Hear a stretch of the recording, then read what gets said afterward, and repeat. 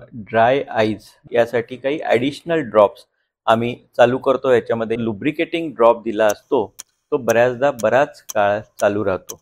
अशावेळी रुग्ण आम्हाला विचारतात की माझा हा ड्रायनेसचा जो प्रॉब्लेम आहे, ज्याला सारखे मला लुब्रिकेटिंग ड्रॉप्स घालावे लागतात, हे कधी बंद होतील का? तर याचं उत्तर बऱ्याच वेगवेगळ्या गोष्टींवर अवलंबून असतं.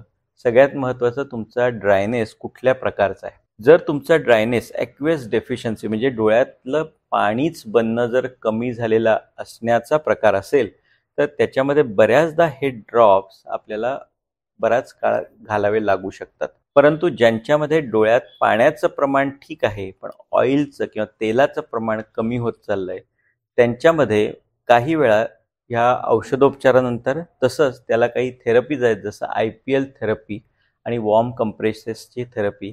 या थेरपी आपण रेग्युलर घेतल्यानंतर डोळ्यात जे आपल्याला लुब्रिकेटिंग ड्रॉप्स घालावे लागतात, याचं प्रमाण बरंचसं कमी होऊ शकतं किंवा काही वेळा ते बंदही तुम्हाला करता येतं.